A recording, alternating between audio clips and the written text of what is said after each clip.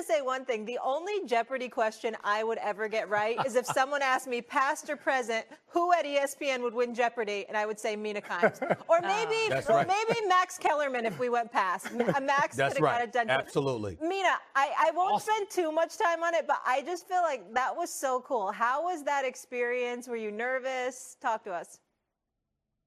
Yeah, super nervous. Look, it's Celebrity Jeopardy. The questions are easier. Don't sell your guys' selves short. I think you would all do really well on it. The hardest part is the buzzer, not the actual questions. The buzzer is actually hand-eye coordination actually matters a lot. Well, let me say this to you. I want to applaud you, not just for your brilliance, but for your bravery, because it was me. I would never show up on Jeopardy unless I was hosting. I would never even think to be somebody trying to answer what it is, because I'd be too scared to get it wrong. I'm just telling you right now. So major props to you. And it touches me because my mama, God rest her soul, that was her absolute favorite show. She never, ever missed Jeopardy. Ever. Yeah. Same with my grandmother. And she Shout won. to Yolanda Genevieve. She went on there and won. She won. Advances. Absolutely, she won. But Stephen A., what are you talking about? You were brave. You did. Didn't you do Family Feud? Well, yeah. Don't get me started. My family didn't show up. That's what the hell happened to me. I mean, they let me down. Wait, hold on. You mean they literally let you down. didn't show up, or they let you down on the show? Oh. They let me down on the show. I mean, I'm not gonna mention any names, but one of my sisters panicked a little bit there. I was very, very upset. Oh, I got two number one answers. I'm just telling you. Of course. I did. Walk back in the locker room throwing stuff. For some reason, I couldn't find that tape, but we'll you go ahead and find it. It ain't going nowhere. But we lost, damn it. You know what I'm saying? It was not good. Tamron Hall cheated. She cheated. It was rigged. Okay. She brought ringers on. They weren't family members. They were researchers for a show. They weren't family members. She said Tamron Hall family. Sore loser. Hey, there's all different kinds of families, Stephen A. I'll be your family next time. I'll be your family You damn right you will. You damn right you will, Mina. I'm calling you. Molly, I don't know. But I'm calling you, Mina. I 100% will not get the call, and I don't blame you, Stephen A. All right, let's continue. Another question that Mina can answer for us, and that would be in football, her expertise. So the Bills have rewarded NFL MVP Josh Allen with a record-setting 6-year, $330 million contract through the 2030 season. That includes $250 million guaranteed. So now that Josh is paid, is he under the most pressure? Here's Shannon Sharpe on Monday. What it does do is it puts him under immense amount of pressure to win. I believe Stephen A., he's under the same amount of pressure that Lamar Jackson is, because the MVP adds another level of pressure. Not only is he the highest paid, he got the most guaranteed money in NFL history. He has MVP, as you heard Molly read. MVP Josh Allen. When you get those three letters added to your name, it creates immense pressure if you don't already have a Super Bowl. All right, Mina, it may be March, but it's never too early on this program called First Take to ask these kinds of questions. Do you feel like Josh Allen is the quarterback under the most pressure to win a Super Bowl? I mean, partly based on what he just got paid.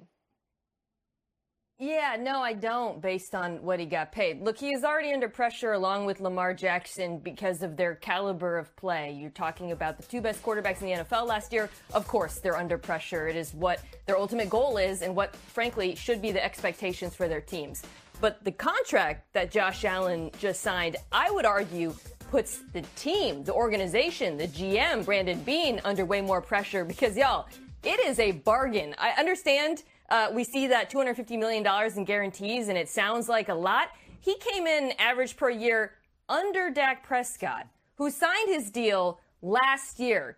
Josh Allen absolutely could have agitated for more. I know $55 million, or what sounds like a lot, that's not going to be a lot in a couple of years. He did that to help his team build, and if they don't build a better team around him, I would argue that the team, the GM, the front office, deserves a lot of criticism because they put pressure on themselves with this latest extension. Well, the other thing is, Mina, that you didn't bring up, at least directly, but you're absolutely right about, is that, again, he could have asked for more because even though it's $55 million, okay, and we get that, and it's 250 guaranteed compared to the 231 million guaranteed to Dak Prescott. I mean, applauding Josh Allen, applauding the Bills, because when we hear about that kind of money, we want people that can win a playoff game having that kind of contract. That's what we want. We don't want people that's going home and watching football in January and February with the rest of us getting paid that kind of guaranteed money, all right? So I'm glad that he's the one at the top of the heap right now, making the most guaranteed dollars instead of somebody like Dak Prescott. Having said that, Dak Prescott is still leading the way in terms of average annual salary. He's at $60 million. Josh Allen's at 55. He clearly could have pushed for more just based on that fact alone. He didn't do so. And that's what I give him major props for that. But that doesn't negate the fact that he's under the most pressure at this particular moment in time. He's 0-2 in AFC championship games. Okay, that's the reality of the situation. Both times there was losses. They lost to Cincinnati. They lost, obviously, to Patrick Mahomes. I'm just looking at Josh Allen, the stud that he is, and almost by default, because of the pressure that we've placed on Lamar Jackson, a multiple-time league MVP, and what he's been able to bring to the table. Well, we don't get to ignore Josh Allen at this particular moment in time. I didn't think that pressure was the same last year, because last year, Josh Allen was the one that lost Stephon Diggs and Gabe Davis and still got you to an AFC championship game. But there's only but so many times you can knock on the door, but then you can't kick it in. And at some point in time, your greatness is going to demand this reality. If you're good enough to get to the door and knock, you should be good enough to get in, period. And that's what we're talking about here. We can look at the deficiencies and all of that stuff. It didn't stop you from getting there. So how come it can't stop you? How come it's going to stop you from figuring out a way to beat Patrick Mahomes? You got to do it. And it's really that simple. I look at it, you talked about Lamar Jackson. What's the difference with these two quarterbacks with the amount of pressure? Yes, Josh Allen just got the new contract, and you got to believe that Lamar Jackson is next in line to say, I know I just signed my deal a year or two ago, but at the same time, the dollars have gone up, and he's going to be the next guy in line to get a new contract to put him in that same conversation. I just look at what these two guys have done in the playoffs. And Josh Allen, we've seen him, like you said, Stephen A., losing that AFC Championship game after stellar performances. And we've seen him lead his team, and they've fallen short.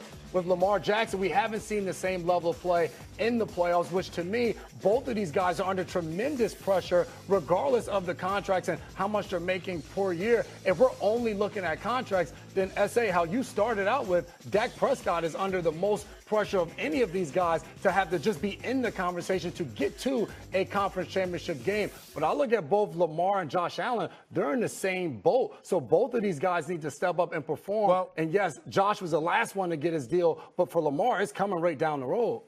Yeah, go ahead, Mina. I'm sorry. I think what Stephen A. is saying, and we're in agreement here. This pressure isn't born of contracts. Nobody's applying the same pressure to Dak Prescott because he doesn't have the same expectations around him that we correctly apply to Lamar Jackson and Josh Allen. Both of these guys now have won MVPs. We are judging them now by Super Bowls. These are, potentially generational quarterbacks. When we look back on what were their careers like, how do we regard their accomplishments? If neither of them wins a Super Bowl, that will dramatically impact how we view them. So I see them as being under a great deal of pressure next year. And it really doesn't have to do with frankly, both of their contracts are bargains, honestly, right? Let's call it what it is. It's not about the contracts. It's about how good these players are and what they have already accomplished and what they are missing on their resumes. But it's also about the discrepancy that once existed. What we're saying, Jay, is that can no longer be the case. We were talking about Lamar.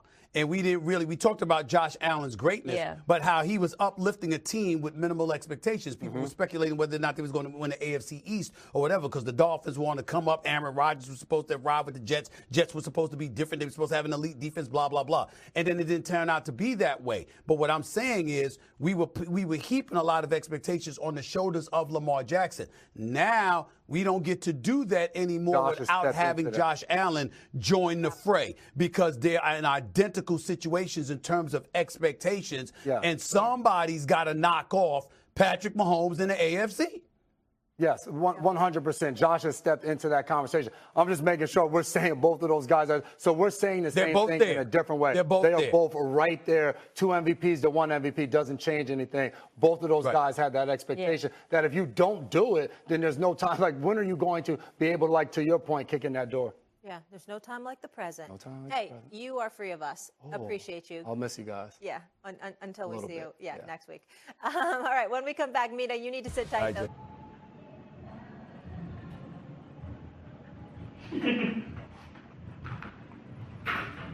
Xin chào tất cả mọi người đã quay trở lại với kênh của mình. Ngày hôm nay mình sẽ tiếp tục hướng dẫn các bạn làm vòng. Vòng hôm nay của mình sẽ có tiêu đề là gà trống. Mọi người, hôm nay vòng của mình sẽ có tiêu đề là gà chọi.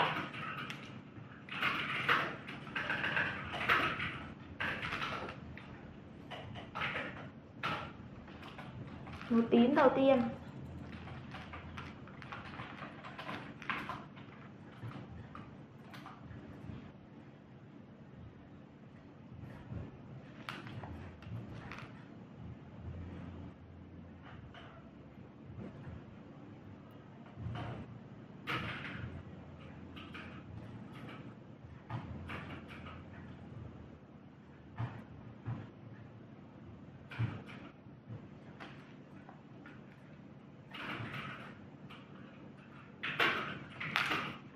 Mọi người, đây màu vàng, đây là màu tím, một tím nhé.